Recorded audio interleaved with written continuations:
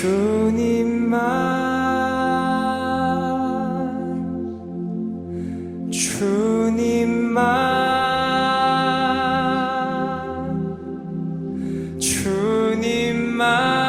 사랑하리.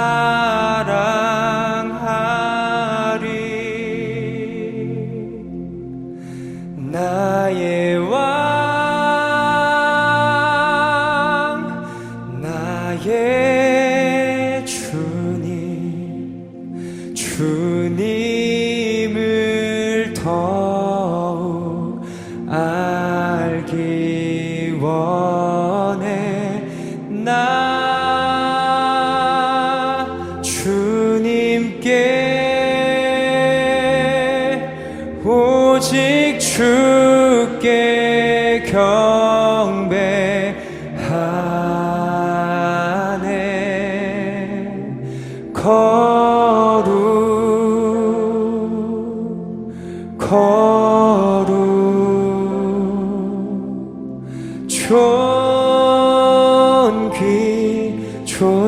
존귀하신 주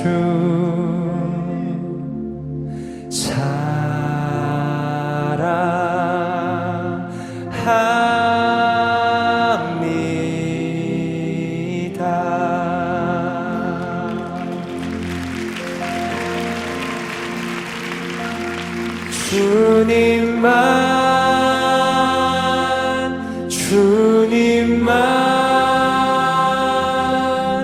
주님만 사랑하리.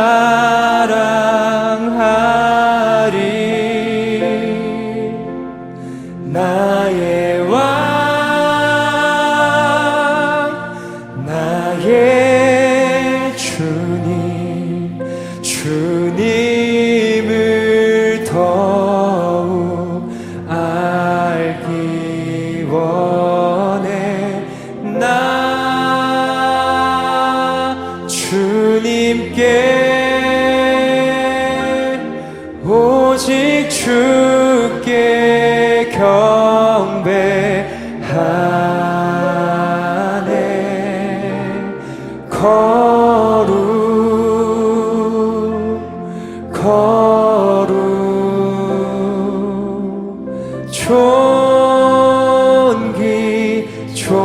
존귀하신 주 사랑합니다.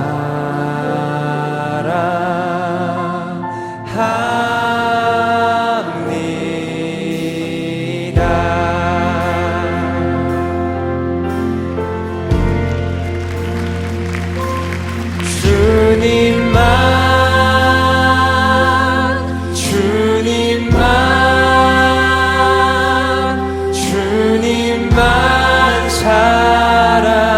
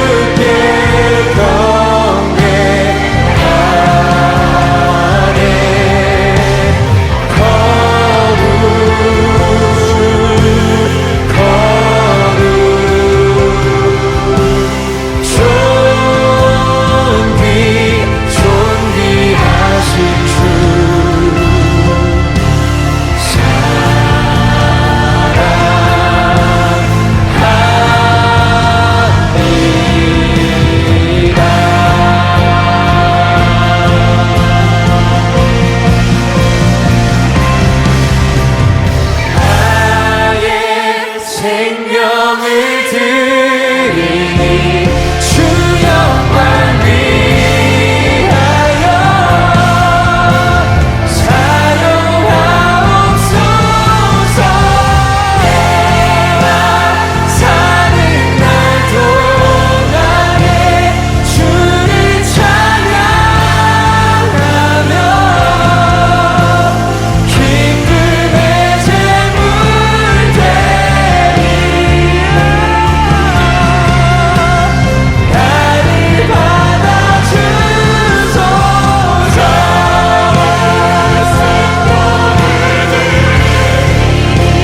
주 영광 위하여 사용하옵소서. 내가 사는 날 동안에 주를 찬양하며 기쁨의 제물 드리리. 나를 받아주소서.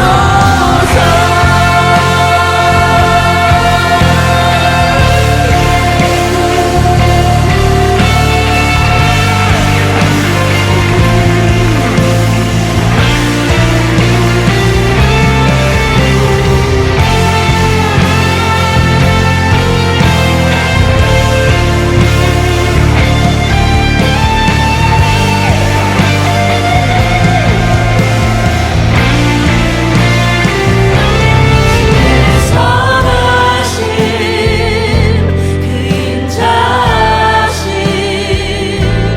내 평생에 늘 함께 하시리. 나의 갈 길 달려간 후에 주 얼굴 뵈리. 주 품에 안기리. 주의 선하신 그 인자하신 내 평생에 늘 함께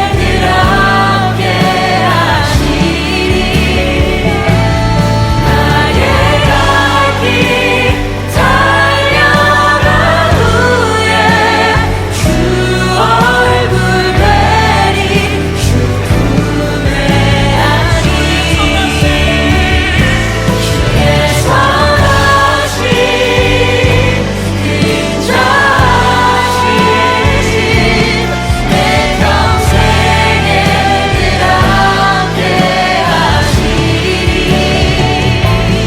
나의 갈 길 달려간 후에 주 얼굴 뵈리. 주 품에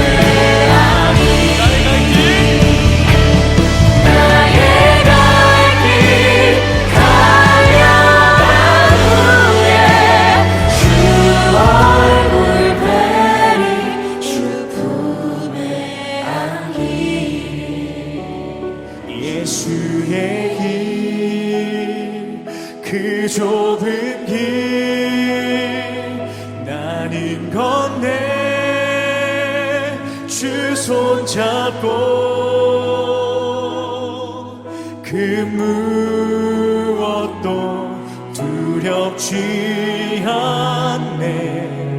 주님 주신 약속 내게 있으니 세상의 길, 그 험한 길 승리하네. 성령으로 그 무엇도 바라지 않네. 저 하늘에 내 소망 있으니. 안개 속에서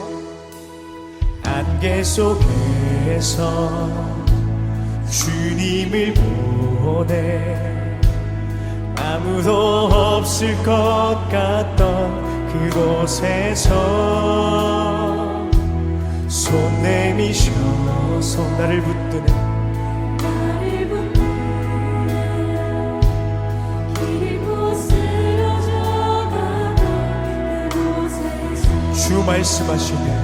주 말씀하시네. 내 손 잡으라고. 내가 곧 길이요 진리 생명이니 나 그 길을 보내. 주 예비하신 곳 다른 길로 돌아서지 않으리. 예수의 길, 그 좁은 길 나는 건네. 주 손잡고 그 무엇도 두렵지 않네. 주님 주신 약속 내게 있으니 세상의 길, 그 험한 길 승리하네. 성령으로 그 무엇도 바라지 않네. 저 하늘에 내 소망 예수의 길, 그 좁은 길, 예수의 길, 그 좁은 길 나는 건네. 주 손잡고 그 무엇도 두렵지 않네. 주님 주신 약속 내게 있으니 세상의 길, 그 험한 길 승리하네. 성령으로 그 무엇도 바라지 않네. 저 하늘에 내 예수의 길, 그 좁은 길, 예수의 길, 그 좁은 길 나는 건네. 주 손잡고 그 무엇도 두렵지 않네. 주님 주신 약속 내게 있으니 세상의 길, 그 험한 길 승리하네. 성령으로 그 무엇도. 우리 시간 이렇게 기도했으면 좋겠습니다. 그 예수의 길, 그 좁은 길 내가 주님 손잡고 걸어갈 수 있는 우리가 될 수 있도록, 내가 될 수 있도록 인도하여 주시옵소서. 세상의 길, 그 험한 길을 나 혼자 걸어가는 것이 아니라 주 성령으로 인하여서 주님의 말씀 붙들려 승리의 길을 걸어가며 나아갈 수 있는 내가 될 수 있도록 주여 역사하여 주시옵소서. 우리 주님의 이름 부르실 것 같이 기도하며 나아갑시다. 주여, 예수의 길, 원합니다. 내 능력과 내 지혜와 내 힘으로 걸어가는 것이 아니라 주님 손 붙잡고 그 모두 두려움없는 믿음으로 걸어가며 나아가시는 내가 될 수 있도록 인도하여 주시옵소서. 주님께서 나를 부르셨음을 믿습니다. 내가 지금 있는 그 자리에 신실하신 주님의 그 역사하심을 바라보며 변함없이 주님의 그 약속을 믿으며 끝까지 그 예수의 길을 걸어가며 나아가시는 내가 될 수 있도록 인도하여 주시옵소서.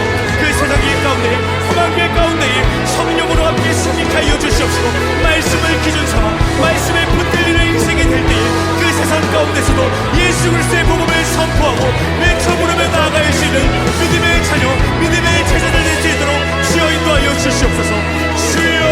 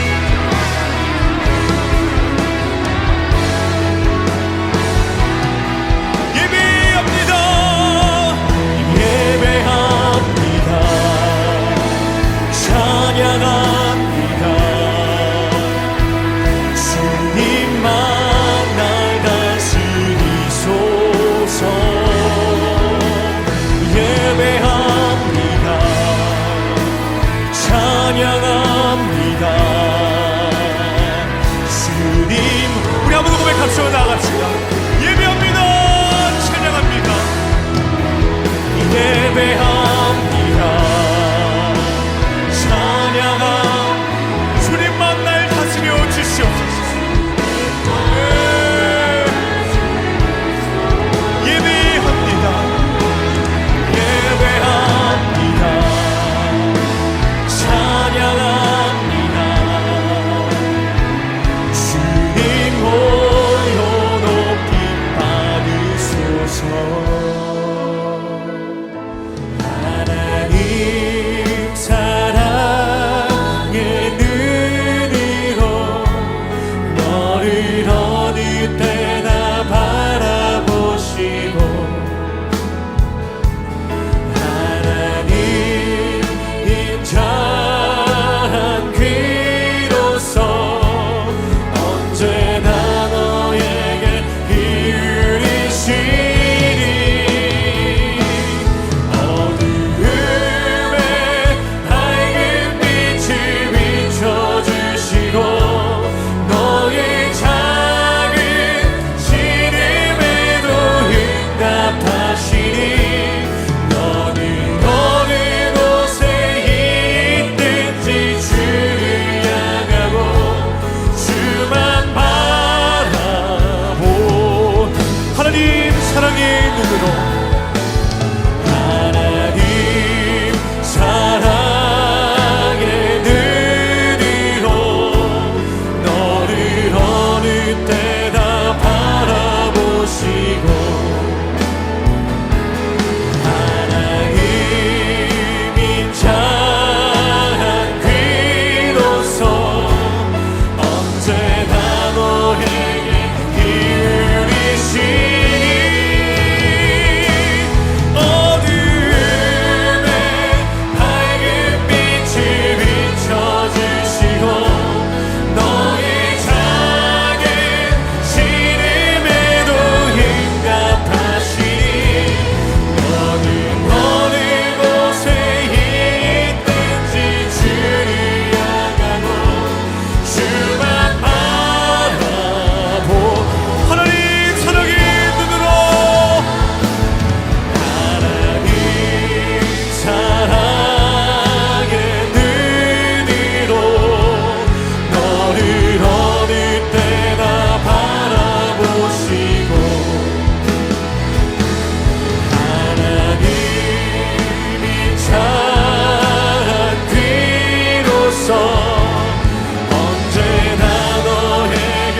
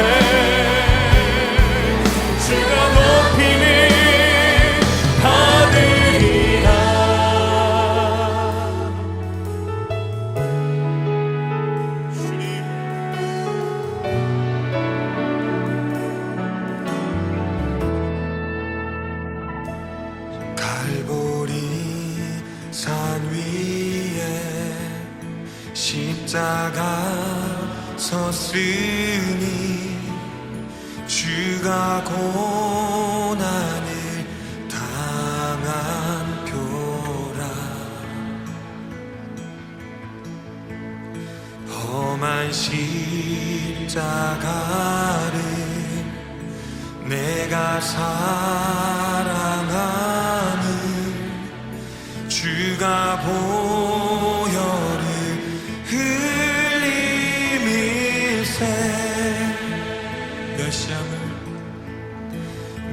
멸시함을 받은 주의 십자가에 나의 마음이 끌리도다.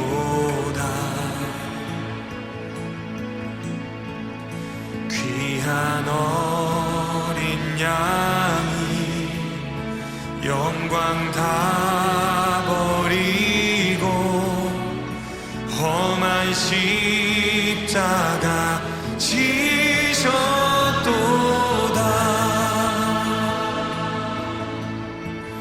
죄우 승리를 얻기까지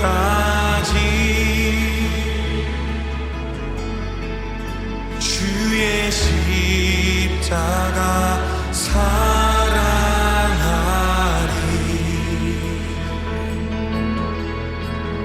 빛난 면류관 받기까지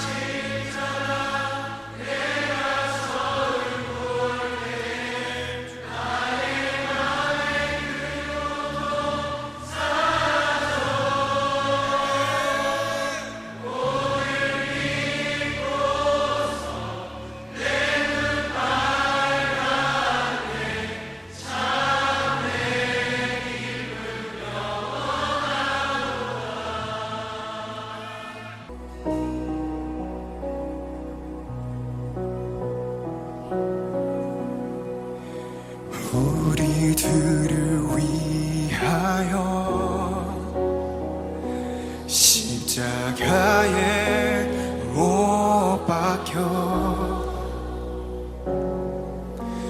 모든 죄를 용서하사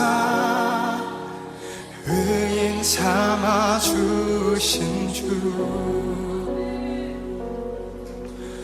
어떤 일이 있어도 나를 버리지 않고 우리 하나님 이런 분이십니다. 죽기까지 사랑하사 나의 귀한 예수님 내 마음에 한 자리 가장 귀한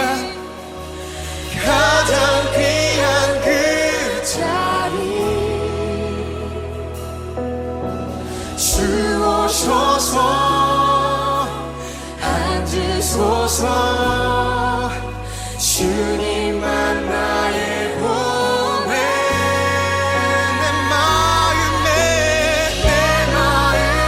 한 자리 가장 귀한 그 자리 가장 귀한 그 자리 주오셔서 다스리소서 주님만 나의 영광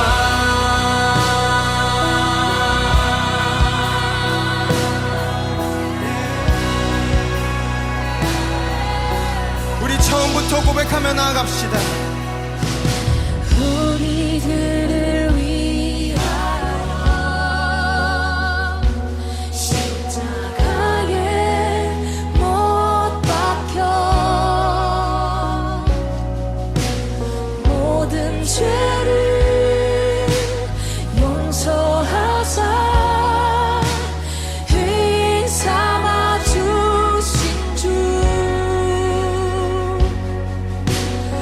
어떤 일이 있어도 나를 버리지 않고 죽기까지 사랑하신 나의 귀한 예수님 우리 결단합시다. 내 마음에 한 자리 가장 귀한 이 자리에 가장 귀한 그 자리 주님 오셔서 앉으십시오. 주오셔서 앉으소서 주님만 나의 보혜 내 마음에 한 자리 가장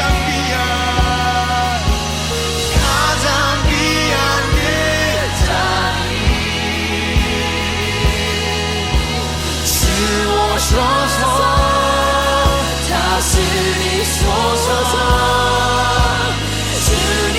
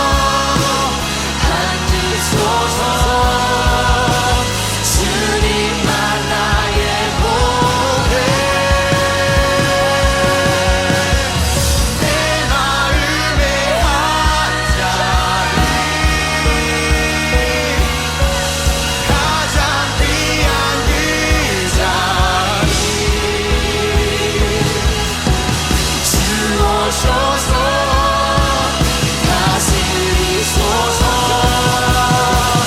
주님만 나의 영광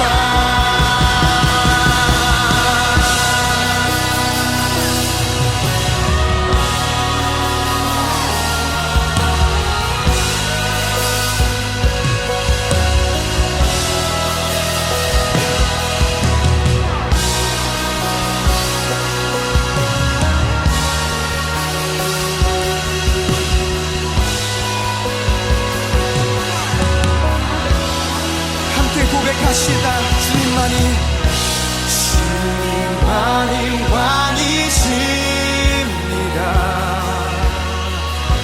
주님만이 왕이십니다.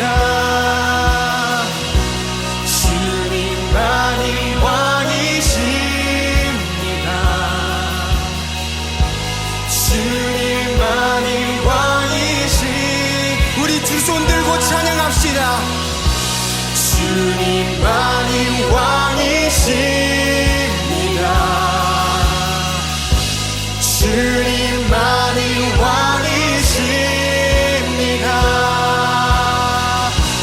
주님만이 왕이십니다. 주님만이 왕이시. 우리 한 번 더 고백합시다. 주님만이 왕이십니다.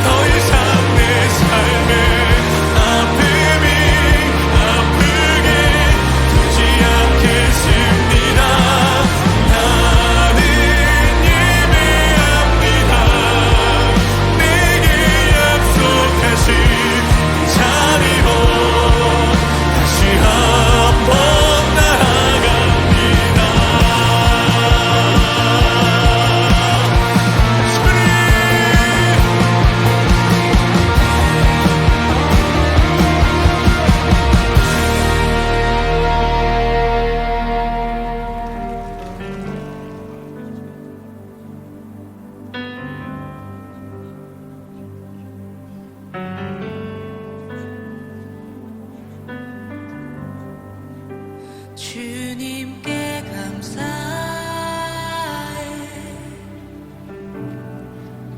생명 주신 그 사랑 내 부끄러운 죄를 사시고 놀라운 은혜 주네 주님께 감사해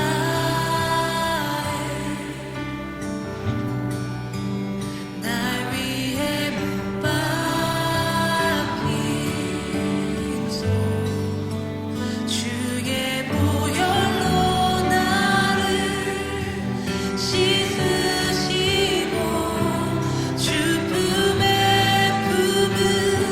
품으시네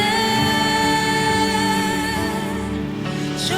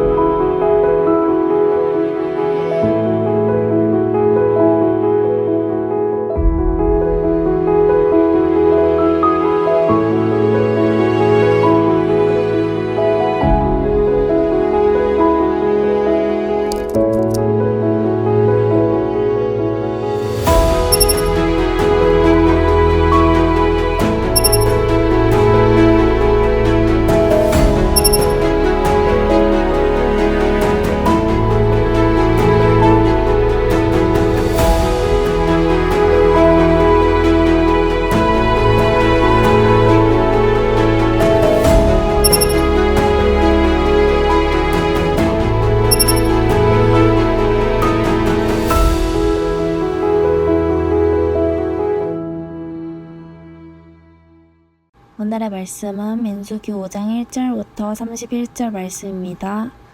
여호와께서 모세에게 일러 가라사대 이스라엘 자손에게 명하여 모든 문둥병 환자와 유출병이 있는 자와 주감으로 부정케 된 자를 다 집 밖으로 내어 보내되 물은 남녀하고 다 집 밖으로 내어 보내어 그들로 진을 더럽히게 말라. 내가 그 진 가운데 거하느니라 하시매 이스라엘 자손이 그같이 행하여 그들을 진 밖으로 내어 보냈으니 곧 여호와께서 모세에게 이르신 대로 이스라엘 자손이 행하였더라. 여호와께서 또 모세에게 일러 가라사대 이스라엘 자손에게 이르라. 남자나 여자나 사람들이 범하는 죄를 범하여 여호와께 패역하여 그 몸에 죄를 얻거든 그 지은 죄를 자복하고 그 죄값을 온전히 갚되 5분지를 더하여 그가 죄를 얻었던 그 본주에게 돌려줄 것이요 만일 죄값을 받을 만한 친족이 없거든 그 죄값을 여호와께 드려 제사장에게로 돌릴 것이니 이는 그를 위하여 속죄할 속죄의 수양 외에 돌릴 것이니라. 이스라엘 자손의 거제로 제사장에게 가져오는 모든 성물은 그의 것이 될 것이라. 각 사람의 구별한 물건은 그의 것이 되나니 누구든지 제사장에게 주는 것은 그의 것이 되느니라. 여호와께서 모세에게 일러 가라사대 이스라엘 자손에게 고하여 그들에게 이르라.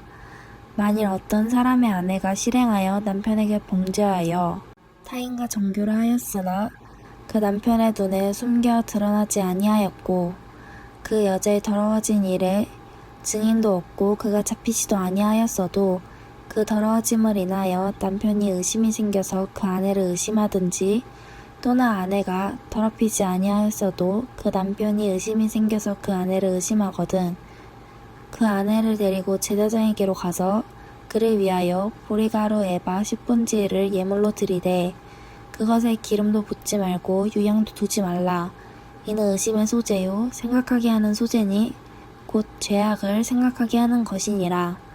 제사장은 그 여인으로 가까이 오게 하여 여호와 앞에 세우고 토기에 거룩한 물을 담고 성막 바닥에 티끌을 취하여 물에 넣고 여인을 여호와 앞에 세우고 그 머리를 풀게 하고 생각하게 하는 소재물 곧 의심의 소재물을 그 두 손에 두고 제사장은 저주가 되게 할 쓴 물을 자기 손에 들고 여인에게 맹세시켜 그에게 이르기를 내가 내 남편을 두고 실행하여 사랑과 동침하여 더럽힌 일이 없으면 저주가 되게 하는 이 쓴 물의 해독을 면하리라.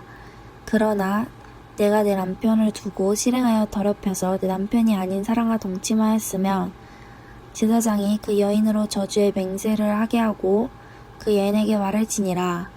여호와께서 내 넓적다리로 떨어지고 내 배로 부어서 너로 내 백성 중에 저주거리 맹세거리가 되게 하실지라. 이 저주가 되게 하는 이 물이 네 창자에 들어가서 내 배로 붓게 하고 내 넓적다리로 떨어지게 하리라 할 것이요 여인은 아멘 아멘 할지니라. 제사장이 저주의 말을 두루마리에 써서 그 글자를 그 쓴물에 빨아넣고 여인으로 그 저주가 되게 하는 쓴물을 마시게 할지니 그 저주가 되게 하는 물이 그의 속에 들어가서 쓰니라. 제사장이 먼저 그 여인의 손에서 의심의 소재물을 취하여 그 소재물을 여호와 앞에 흔들고 가지고 단으로 가서 그 소재물 중에서 기념으로 한 웅큼을 취하여 단 위에 소화하고 그 후에 여인에게 그 물을 마시울지라. 그 물을 마시온 후에 만일 여인의 몸을 더럽혀서 그 남편에게 범죄하였으면 그 저주가 되게 하는 물이 그의 속에 들어가서 쓰게 되어 그 배가 부으며 그 넓적다리가 떨어지리니 그 여인이 그 백성 중에서 저주거리가 될 것이니라. 그러나 여인이 더럽힌 일이 없고 정결하면 해를 받지 않고 잉태하리라. 이는 의심의 법이니 아내가 그 남편을 두고 실행하여 더럽힌 때나 또는 그 남편의 의심이 생겨서 그 아내를 의심할 때에 그 여인을 여호와 앞에 두고 제사장이 이 법대로 행할 것이라. 남편은 무죄할 것이요 여인은 죄가 있으면 당하리라. 아멘. 오늘 이제 5장부터는 이 이스라엘 백성들이 하나님을 모시고 광야에 생진하는 동안에 하나님께서 주의해야 될 것에 대해서 이야기를 하고 계십니다. 지금 이스라엘 백성들이 하나님과 지낼 때의 문제는 뭐냐면 하나님이 인간들이랑 함께 거하실 때 인간들에게서 나오는 더러운 것들이 하나님에게는 그들과 함께 거하기에 불편한 것이 된다는 것이에요. 우리가 흔히 떠올릴 수 있는 가장 먼저 떠오르는 것이 뭐예요? 죄가 되겠죠.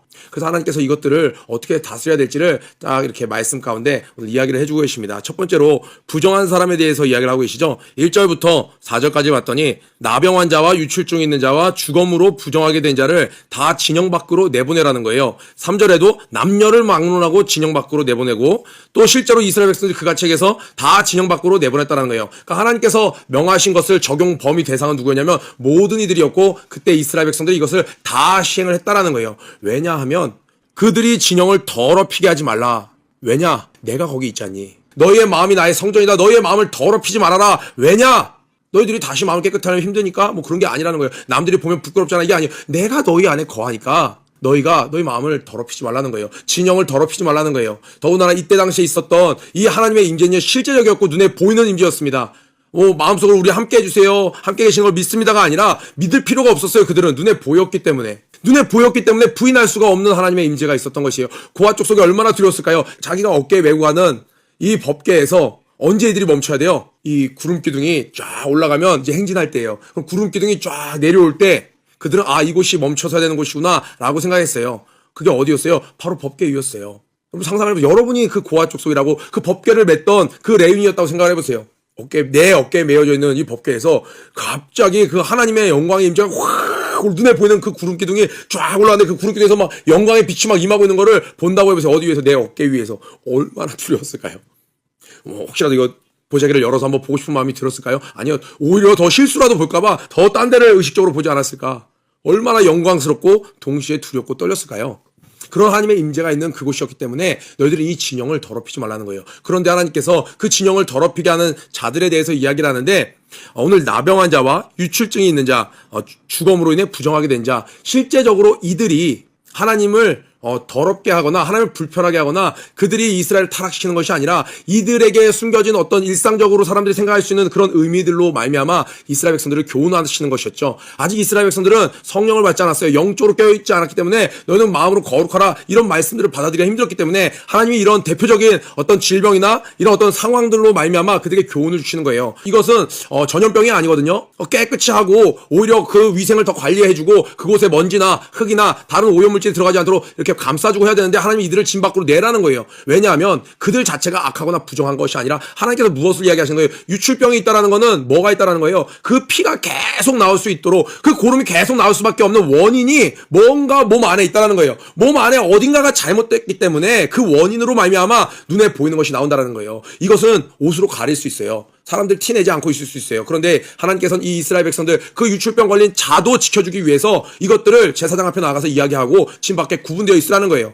격리돼서 깨끗하게 되는 시간을 가지라는 거예요. 그렇지 않고 사람들이 날 이상하게 볼까봐 계속 숨긴다? 그 사람은 하나님 원치 않는 거예요. 무엇을 이야기하는 거예요? 우리 마음속에 있는 이 우리 겉으로 나오는 어떤 죄된 습성들 이것에 근본된 것이 안에 있다라는 거예요. 근데 이게 계속 밖으로 나오는 거예요. 시기, 음란, 미움, 질투가 우리 안에 있을 수 있어요. 창세기 4장 7절을 볼까요? 이 가인이 하나님과 이야기를 하는 장면이죠. 하나님께서 가인에게 이야기하시는 거예요. 네가 선을 행하면 어찌 낯을 들지 못하겠느냐. 선을 행치 아니하면 죄가 문에 엎드리느니라. 그러니까 우리 선을 행하거나 죄를 범하거나 하나님의 뜻대로 살거나 악한 것의 뜻대로 살거나 그러니까 하나님 뜻에 맞거나 하나님 뜻에 맞지 않거나 이렇게 되는 거예요. 내가 지금 선을 행하지 아니하면 죄가 문에 엎드렸다는 거예요. 네 마음속에 죄가 딱 틈을 보고 있다는 거예요. 죄의 소원은 내게 있으나 하나님이 인정하셨어요. 죄를 짓고 싶은 마음이 우리 안에 있다는 거예요. 인간 마음속 근본에는 이 무의식 가운데는 이 죄의 소원이 있어요. 그런데 하나님께서 뭐라고 얘기했어요? 이것이 유출병처럼 밖으로 막 죄의 소원이 계속 나와서 그냥 막 욕을 하고 남을 헌담하는 말을 하고 누구를 미워하고 때리고 질투하고 막 밖으로 드러나길 원하셨어요? 아니죠. 마음의 소원은 있으나 다스리라는 거예요. 무의식 가운데 있다는 걸 어쩔 수가 없어요. 우리는 아담의 후손으로 이 땅에 살아있는 동안 이 육체를 입고 있는 동안에 그래서 하나님 우리에게 어떻게 주셨나요? 의식 가운데 성령님이 오셨죠. 그래서 우리가 있는데 성령님이 오셨다고 해서 마음에 죄의 소원이 안 생기는 것이 아니에요. 성령님이 온전히 거하시면 죄의 소원은 있는데 이 죄의 소원이 어떻게 되냐? 완전히 통제되는 것이에요. 어떻게 해요? 이렇게 예를 들어볼까요? 바닥에서 땅에서 온천이 터졌대요. 온천이 터졌는데 이렇게 터졌어요. 뜨거운 물이 막 이 정도만 터져도 약수터에 물이 이 정도만 컬컬컬컬 나도 이게 끊이지 않고 나오면은 그게 막 엄청난 약수터가 되고 또 엄청난 온천장이 되기도 해요. 그런데 여러분 예전에 목사님께서 영상 보여주셨죠? 그 위에 내 마음에 이런 죄의 온천이 있는 거야. 막 보글보글보글보글. 근데 이게 잠깐이 아니라 내 평생 나는 죄의 손이야. 이걸 어떻게 관리하지 않으면은 이게 넘쳐서 내가 죄를 범해. 그런데 어느 날 내 안에 성령님이 오셨는데 그 안에 폭포수를 쏟아부어 주시는데 은혜의 폭포수를 쏟아부어 주시는데 그 폭포수가 머릿속으로 연상해 보세요. 나이아가라 폭포야. 확 쏟아지는데 그 물순기가 확 물 몰아치는 게 그냥 앞이 보이지 않을 정도로 확 그 밑에 저 밑에 있는 그 조그맣게 칼칼칼칼칼칼 나고 있는 귀여운 샘은 아무것도 아닌 것이 될 수 있도록 우리 안에 하나님의 은혜가 그렇게 부어주시는 것이죠. 하나님 그렇게 하기를 원하시는 것이죠. 아멘. 그렇다면 우리의 신앙생활은 어때야 돼요? 내 마음이 사람들이 있을 때나 없을 때나 하나님의 은혜로 다스려지길 원하시는 것이에요. 하나님 앞에 교회 나왔을 때, 주일날 교회 왔을 때, 내가 직분의 이름을 갖고 사람들을 만날 때, 교사로 만날 때, 학생 임원으로 만날 때, 목사로 만날 때는 내가 죄의 손을 다스리는 것 같은데 아무도 없는 곳에서는 내가 혼자 온라인 PC상에서는 나의 죄의 욕구가 막 넘쳐나는 거 하나님 그 진 밖으로 내어 쫓으라는 거예요. 자, 세 번째로는 하나님께서 죽음으로 부정하게 된 자 이렇게 얘기하고 계세요. 죽음이라는 것은 시체를 이야기하는 거예요. 시체가 된 것은 어떤 이유로 죽었는지 모르겠어요. 자연사를 했을 수도 있고 병으로 죽었을 수도 있고. 그런데 이때 이스라엘 백성들에게 하나님 특별히 어떤 징계를 내리신 것 외에는 대부분 자연사를 했을 거예요. 그런데 시체는 이제 썩기 시작한다는 게 문제죠. 다 흙으로 돌아가잖아요. 근데 그때 당시에 이런 지식이 없으니까 이 부모님을 쉽게 떠나보내지 못하는 거죠. 이것을 만지고 안고 또 그때 당시에는 이런 재화들 있죠. 물건들 예를 들면 입던 옷 또 이런 모든 어떤 담요, 신, 뭐 이런 모든 것들을 장신구 이런 것들을 만들고 사고 이런 것들이 힘들었기 때문에 누가 죽으면 그것들을 다 물려 쓰려고 했어요. 그러니까 어떻게 해요? 자연스럽게 그곳에 있었던 이 병균들이나 세균들이 몸에 올 수 있겠죠. 하나님께서 그것들을 분리케 하시려고 이 시체와 가까이 있던 자들은 다 같이 진 밖으로 내보내서 정결케 하는 시간을 갖게 했습니다. 버리는 것이 아니에요. 잠깐 그곳에서 깨끗게 되는 시간을 갖고 다시 그것에 대한 문제가 해결됐을 때 돌아오게 해주셨어요. 그런데 하나님께서 상징적으로 이야기하시는 거예요. 생명의 근원이신 하나님에게는 사망과 관련된 손댄 자 어떤 것도 함께 있을 수가 없다라는 거예요. 여러분 그렇다면 시체만 만지는 것뿐만 아니라 우리는 살리는 말을 하는 사람들이죠. 죽이는 말을 하는 사람들. 말도 죽음의 말 있잖아요. 옷도 보면 사람들을 힘들게 하는 복장. 얼굴도 죽은 표정이 있고 사한 표정이 있어요. 어떤 사람은 얼굴만 봐도 와 기분이 살아날 것만 같아요. 어떤 사람은 저 사람이랑 눈이 마주칠까 두려워. 왜? 그 사람의 표정이 죽어있기 때문에. 그런 자는 하나님의 생명에 그 생명의 근원 되신 주님을 모시고 있게 합당치 않는다라는 거예요. 하나님께서 때때로 주시는 근심이 있어요. 영혼의 탄식이 있어요. 또 하나님께서 주시는 기도 제목으로 말미암아 수심에 깊을 때가 있죠. 느헤미야처럼. 또 이 나라를 위해서 기도하실 때 우리 목사님처럼 그럴 때가 있어요. 그런데 항상 본인 입으로 성령 충만하다고 하면서 항상 기뻐하자라고 얘기하면서 한 번도 웃지 않는다라고 해보세요. 제가 그렇다고 해보세요. 제가 늘 인상 쓰면서 항상 기뻐하라고 얘기한다면 여러분 어떻게 받아들이겠어요? 하나님에 맞지 않는 거예요. 생명의 근원 되신 주님께 맞지 않는 거예요. 우리는 어떨 때 더 감격스러운가요? 누가 봐도 울어야 될 판인 사람이 주님으로 말미암아 다 미소를 일 때 우린 그 안에서 생명의 주님을 발견하게 되는 것이죠. 그 사람이 대단해 보이는 것이 아니라 저런 상황에서도 저 사람을 평안으로 인도하시는 생명 되신 주님을 찬양하게 되는 것이죠. 이런 세 가지 종류에 있는 사람들은 진영 밖으로 내보내라는 것이었어요. 5절부터 우리 10절에 관련돼서는요 이런 이야기가 나오고 있어요. 6절에 이스라엘 자손이 이르되 남자나 여자나 사람들이 범하는 죄를 범하여 여호와께 거역함으로 죄를 지으면 이렇게 나오죠. 그 지은 죄를 자복하고 그 죄값을 온전히 갚되 5분의 1을 더하여 그가 죄를 지었던 그 사람에게 돌려줄 것이요. 5분의 1을 더한다라고 보니까 뭔가 측량할 수 있는 것이요. 계산할 수 있는 것이요. 약간 물질적인 것에 관련된 것이라는 것을 경제적인 것에 관련된 것이라는 것을 우리는 말씀 가운데 알 수 있죠. 그런데 예수 믿는 사람들이 이 부분에서 너무나도 쉽게 생각하는 거예요. 예를 들면 이런 거예요. 우리가 믿음의 사람들인데 우리 뭐 펜 하나 빌려주고 야 오늘 잠깐 1,000원 빌리는 거 이런 것들은 우리 사이의 문제지 이것들은 하나님과의 관계에서는 별로 상관이 없는 거야라고 쉽게 착각을 한다라는 거예요. 여기 보니까 사람들이 범하는 죄 너희들끼리 이건 예수 안 믿는 사람도 돈 빌려주고 안 갚으면 야 이건 잘못됐잖아라고 얘기하잖아요. 예수 안 믿는 사람들끼리 통용되는 걸 세상 사람들끼리 얘기했을 때 야 그건 너네들의 법이지 하는 법들이 있고 세상 사람들도 물질적으로 손해를 입혀요. 그러면 이건 자기들도 야 이건 너 나한테 잘못한 거야 라고 얘기한다라는 거예요. 이렇게 말하는 것을 지금 하나님이 얘기하시는 거예요. 사람들이 범하는 죄를 범하여 그런 것들도 나를 거역하는 것이다. 수직적인 사랑과 수평적인 사랑이 십자라고 이야기했죠. 사람들에게 죄를 진 것은 사람들이 이렇게 생각할 때가 많은 거예요. 내가 하나님께 와서 기도해요. 하나님 제가 누구의 돈을 빌려 쓰고 갚지 않았습니다. 하나님 용서해 주세요. 울면서 기도했어요. 그럼 그냥 끝인 거예요. 누가 그렇게 하나요? 믿는 사람들이 그렇게 하는 경우가 많다라는 거예요. 그렇게 함으로써 하나님을 거역하지 말라고. 그거는 나와 무관한 게 아니라고 지금 하나님이 이야기하시는 거예요. 심지어 그것을 갚되 그것을 고백하는 겁니다. 하나님께 이것이 죄라는 것을 고백하고 그것을 갚되 그냥 갚는 게 아니에요. 5분의 1을 더해서. 왜 그랬을까요? 대가가 있다라는 거예요. 그리고 그렇게 대가가 있어야만 이것을 반복하지 않는 거예요. 예를 들어 10,000원 빌려서 10만 원 빌려서 쓰고 안 갚아요. 나중에 회개하고 다시 10만 원 갖다 주면 원금만 상환하면 돼요. 언제든지. 쿨한 법이에요. 오히려. 급할 때, 급전이 필요할 때 여기저기서 다 땡겨 쓰고 회개하고 본전만 갖다 주면 되는. 하나님 그걸 원치 않으시는 거예요. 근데 오늘 봤더니 너무나도 적나라하게 하나님께서 이야기를 하시는 거예요. 어떤 남편이 있는데 그 아내가 다른 남자랑 이렇게 잠자리를 한 것 같은, 관계를 맺은 것 같은 의심이 드는 거예요. 그런데 이것을 현장에서 발견한 자도 없고, 이 현장에서 발견하면은 바로 죽음이죠. 그리고 증인도 없어요. 증인도 최소 2명이 있어야 이스라엘인에게는 그 효력을 발하는데, 오늘 봤더니 이스라엘 자손에게 말하여 그들에게 이르라. 만일 어떤 사람의 아내가 탈선하여 남편에게 신의를 저버렸고 아내가 믿음직스럽지가 않아요. 하는 모습을 보니까 요즘 뭔가 좀 수상쩍어요. 그리고 13절에 한 남자가 그 여자와 동침하였으나 그의 남편의 눈에 숨겨 드러나지 아니하였고, 이거 완전 범죄를 한 거예요. 들키지 않은 거예요. 그 여자의 더러운 일에 증인도 없고 2명 이상 어떤 본 사람, 이렇게 현장을 목격한 사람이 없고, 또 잡히지도 아니하였고, 그러니까 현장범이 아니라는 거예요. 14절에 그 남편이 의심이 생겨 그 아내를 의심하였는데 그의 아내가 더럽혀졌거나 또는 그 남편이 의심이 생겨 그 아내를 의심하였으나 그 아내가 더럽히지 아니하였든지, 그러니까 어찌되었는지 우리는 아직 정확히는 알지 못하지만 어쨌든 의심이 생겼어요. 어떤 의심이냐면 다른 남자랑 관계를 맺은 것 같아. 이런 의심이 남자에게 생겼어요. 그러면 그의 아내를 데리고 제사장에게 갑니다. 그래서 그를 위하여 보릿가루는 거칠어요. 고운 가루는 뭐예요? 이렇게 성실하게 곱게 갈리면서까지 하나님의 뜻에 순종하셨던 예수 그리스도, 그리고 그 고운 가루는 무엇을 의미하나요? 내가 이렇게 예수님처럼 나 또한 성실하게 정말 주님 앞에 작아지는 모습으로 내가 겸손히 주님을 따르겠습니다 하는 그런 제사를 드릴 때 쓰는 것이에요. 그래서 그곳에 기쁨과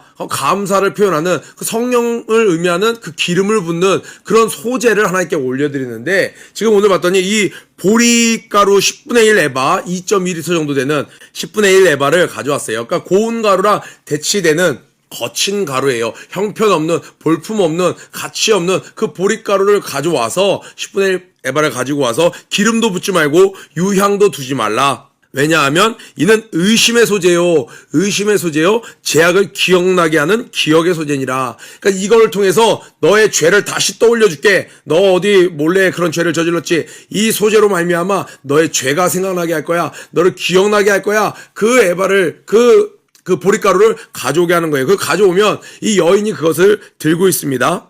제사장은 그 여인을 가까이 오게 하여 여호와 앞에 세우고, 지금 누구 앞에 선다고요? 여호와 앞에 세우고 토기에 거룩한 물을 담고, 성전에 많은 성물들이 많았어요. 금그릇 이런 것들 많았는데 그런 것이 아니라 토기그릇에다가 거룩한 물을 담고 바닥에 티끌을 취하여 물에 넣고, 뭔가 좀 이제 제조를 하고 있는 거죠. 매지션처럼 이렇게 뭔가 만들고 있어요.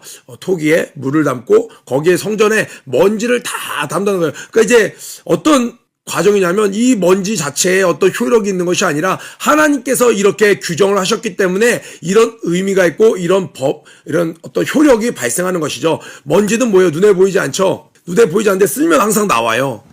네가 하는 그 모든 일을 바닥에 있는 먼지가 다 봤다라는 거예요. 다 그 먼지를 담아서 이 물에 다 담는 거예요. 그 담아서 어떻게 하냐? 18절에 이제 여인은 여호와 앞에 세우고 서 있죠. 그의 머리를 풀게 하고 기억나게 하는 소재물, 곧 의심의 소재물을 두 손에 두고, 제사장은 저주가 되게 할 쓴물을 자기 손에 들고, 여자는 그 소재물을, 그 보릿가루를 계속 들고 있고, 이 제사장은 이 물을 이제 들고 와서 이야기하는 거예요. 여인에게 맹세하게, 자 이제 따라해, 너 맹세해 라고 얘기하는 거예요. 네가 남편을 두고 탈선하여 다른 남자와 동침하여 더럽힌 일이 없으면 저주가 되게 하는 이 쓴 물의 해독을 면하리라. 이제 제사장이 시키는 거예요. 자 따라해. 내가 만약에 다른 남자랑 잠을 잤으면, 내가 하나님 보시기에 옳지 않은 일을 했으면 이 독이 나에게 독을 발할 것입니다. 그러나 내가 범죄한 일이 없으면 이 독이 나에게 아무 효력이 없을 것입니다 라고 하라는 거예요. 20절에 그러나 네가 내 남편을 두고 탈선하여 몸을 더럽혀서 내 남편 아닌 다른 사람과 동침하였으면 제사장이 그 여인에게 저주의 맹세를 하게 하고 그 여인에게 말할지니라. 이 저주도 이야기해 주라는 거예요. 여호와께서 내 넓적다리가 마르고 자궁을 이야기하는 거예요. 자궁.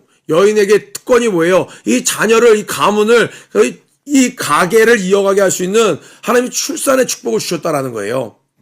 그 넓적다리가 마르고라는 말은 뭐예요? 이 자궁이 닫힌다는 거예요. 자궁이 쪼그라든다는 거예요. 그리고 네 배가 부어서 내가 내 백성 중에 저주거리가 되고 어떤 거예요? 누가 봐도 배가 갑자기 불러. 저 물을 마시고 나서. 갑자기 이 넓적다리가 말라.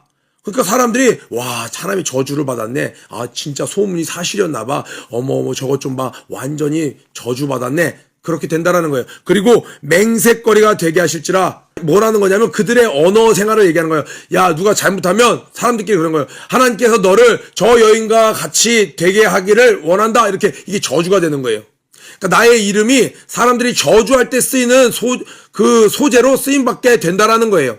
이 저주가 되게 하는 이 물이 네 창자에 들어가서 내 배를 붓게 하고 내 넓적다리를 마르게 하리라 할 것이요 여인은 아멘 아멘 할지니라. 그러니까 여인이 그냥 가만히 묵비권으로 있는 게 아니에요. 동의한다라는 거예요. 그대로 될지다. 아멘 믿습니다. 그대로 될 것입니다. 라고 고백하게 만드는 거예요. 몇 번이나 아멘 아멘 강조해서 이야기하는 거죠.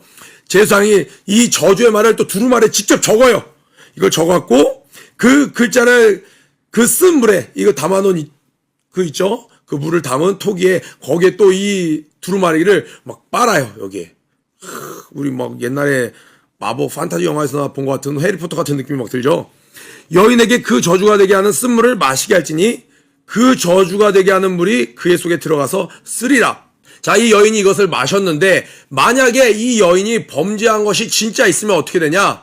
넓적다리가 마르고 그리고 이 배가 불러온다는 거예요. 실제로 이 여인이 다른 남자와 관계하면서 만약에 임신을 했었다. 실제로 임신을 했었다. 그러면 뭐예요? 유산된다라는 거예요. 자궁이 어그러지고 이 배가 부어서 지금처럼 이렇게 어쩔 수 없는 유산으로 인해서 수술을 하게 되는 그런 게 아니죠. 자연 유산이 돼서 여기 안에 그 아이가 있게 되는 거예요. 저주로 죽음을 당하게 되는 거예요. 그러니까 배가 부어오르는 거예요. 그럼 누가 봐도 범죄했구나 알게 되는 거예요. 그런데 만약에 범죄함이 없으면 아무 일도 일어나지 않는 거예요. 자, 25절 볼게요.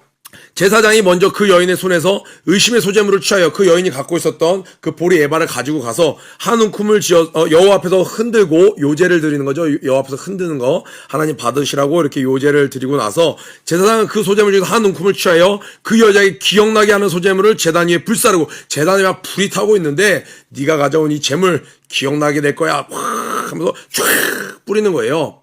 자, 이런 모든 과정이 이렇게 거창했을까요? 막 성수를 가져오고 거기에 막 먼지를 다 쓸어서 먼지를 담고 그리고 나서 또 어떻게 해요? 이 막 저주를 쓴 이 두루마리를 여기에 빨고 또 그 들고 있어 그때까지 계속 들고 있었던 자기가 가져온 이 제사를 드리기 위해 의심의 소재물 이것을 한 움큼을 지어서 불 가운데 확 던져버리고 보통이면 자기가 정말 잘못했으면 이런 상황 가운데 어떻게 해요?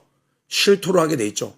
이래도 죄가 기억이 나지 않느냐? 이 지금은 기억나게 하는 소재요 그랬잖아요. 남편 입장에서 봤을 때는 의심의 소재요. 여자 입장에서는 이거 기억나게 하는 소재라는 거예요. 죄가 있으면 기억날 거라는 거예요. 실토하라는 거예요.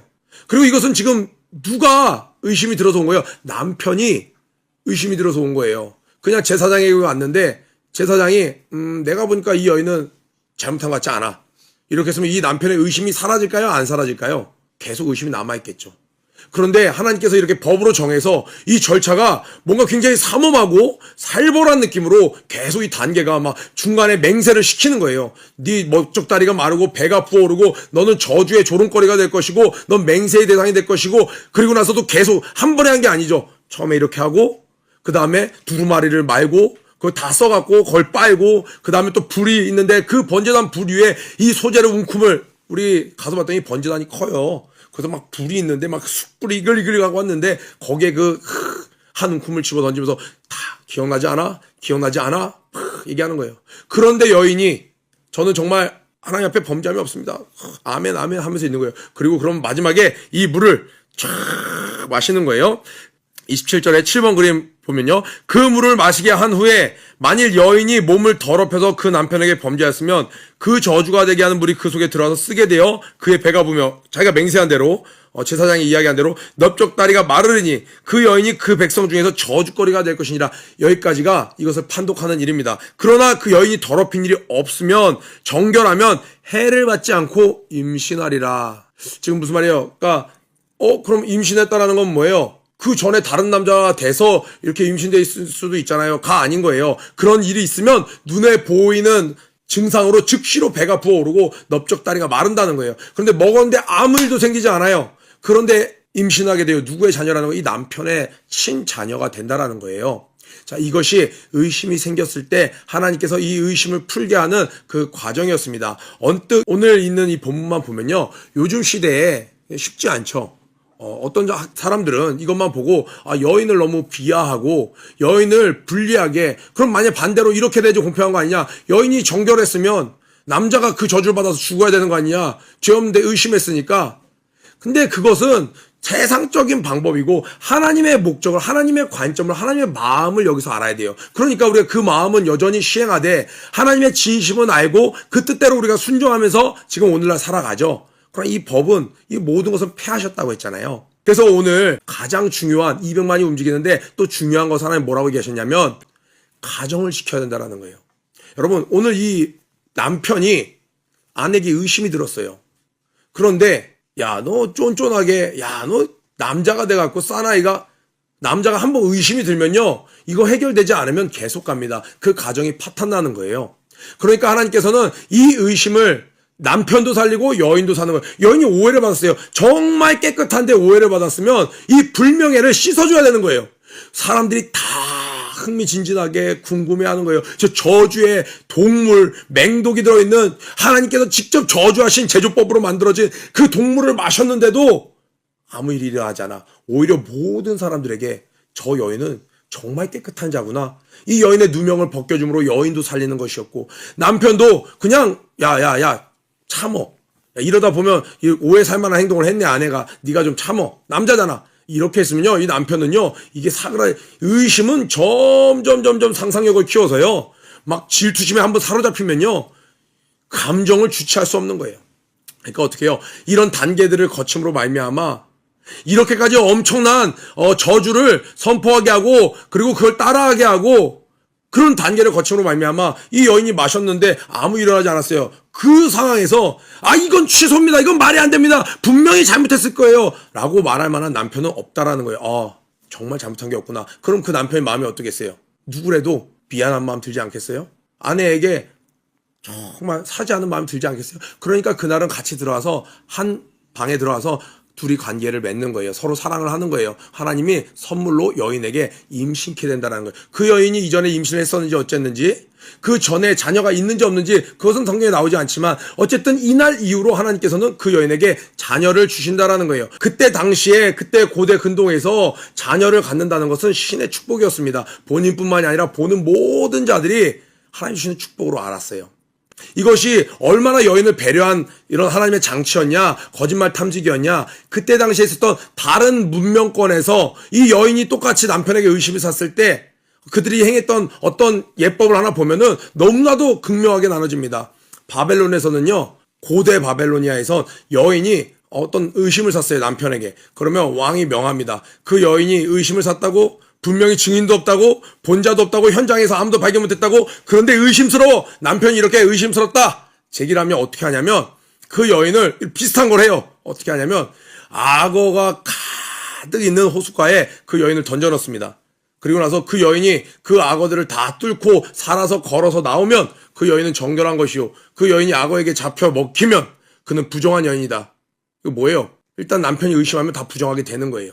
악어를 다 입을 찢고 나올 여인이 있나요? 악어 한 마리가 아니고 뛰어 도망가는 게 아니라 악어가 입을 벌리고 막 척척척척 하고 있는 거기에 그 여인을 집어 던져놓고 그 악어를 뚫고 나오면 정결한 여인, 잡혀 먹히면 부정한 여인. 그럼 남편은 자기 원하는 대로 또 다른 여인을 찾을 수 있는 거예요.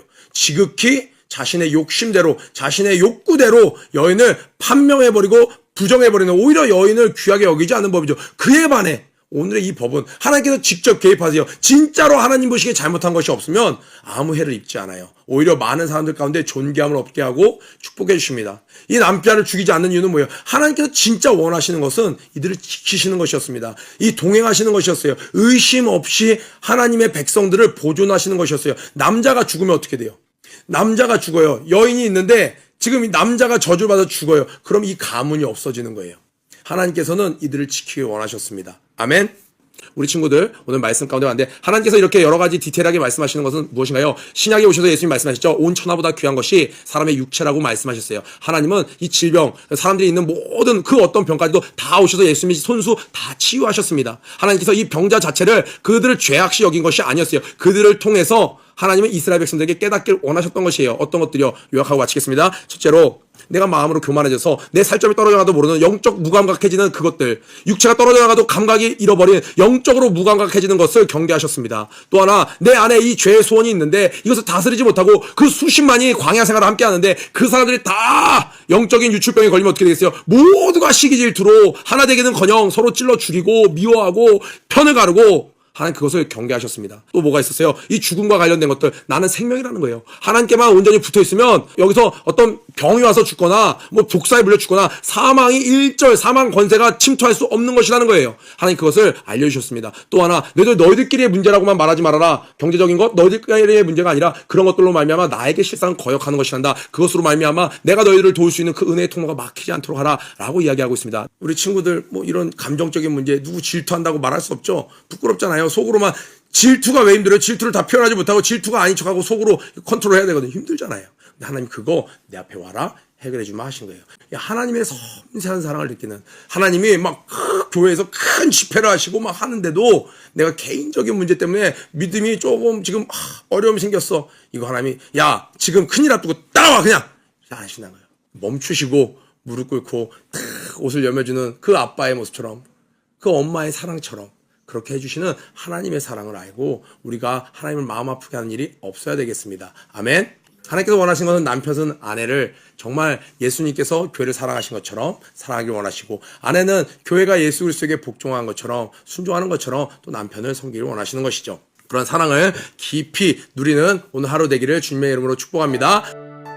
퍼포저스 여러분, 오늘 하나님께 낙타무릎 기도로 하루를 잘 시작하셨나요? 하루의 시작과 끝을 무릎으로 하나님께 겸손히 나아가는 여러분들이 되시길 바랍니다. 더불어 오늘 큐티 말씀을 통하여 깨달은 점과 결단한 점을 댓글로 함께 나눠주세요. 그럼 오늘 하루도 승리하세요. 세상 그 어떤 어려움 속에도 주 은혜로 나를 돌보시며 세상 끝날까지 지켜주시네. 주님만이 내 아픔 아시며 주님만이 내 맘 어루만지네. 어느 누구도 나를 향하신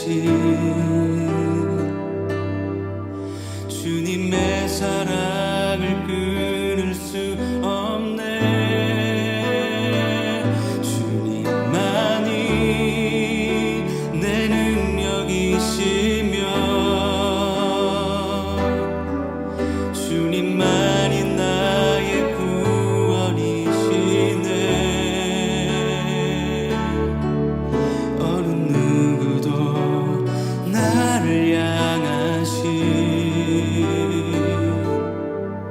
주님의 사랑을 끊을 수 없네.